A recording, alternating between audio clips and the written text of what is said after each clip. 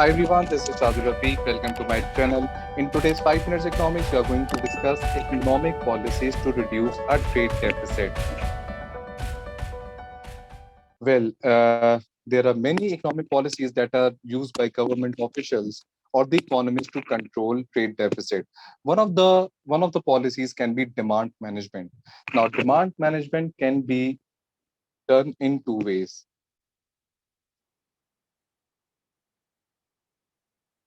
Government can either use fiscal policy or government can use monetary policy in order to control aggregate demand of an economy. Now, what government can use is government can use fiscal policy by increasing taxation. This will reduce consumption, consumption of imported goods,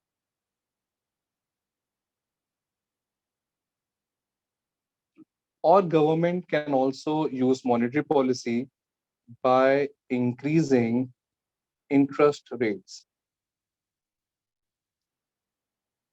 Interest rates. Now, what government will do by increasing interest rates, they are encouraging people to save more. Saving more means less consumption, less consumption on imported goods. It will reduce imports. It will reduce imports. So yes, government can use demand management system in order to control the the aggregate demand in order to control the trade deficit of an economy. The second policy that can be used by government is lower exchange rate. So lower exchange rate means rate reduces the overseas price of exports and make imports more expensive. Lower exchange rate means government will try to, to depreciate to depreciate their currency, depreciate currency. And how will they achieve this task? They will increase money supply. By increasing money supply, the value of the currency starts to reduce, and the higher depreciation in economy will leads to exports, increase exports because exports become more cheaper, and reduce imports because imports become expensive. So your exports will rise and your imports will fall. Ultimately leads to trade. Ultimately leads to the problem that is caused by trade deficit will be resolved. So the another policy that is used to reduce your trade deficit is reducing your exchange rate, depreciating your currency by increasing money supply in an economy. The third factor that can be used to improve the current account deficit is supply side improvement. Now, supply side improvement, we can use different policies. We can raise labor productivity. Now, labor productivity, uh, obviously, higher the labor productivity, the more businesses will be interested to invest in an economy just because of the labor productivity. Higher labor productivity means less wastage. Less wastage means more output.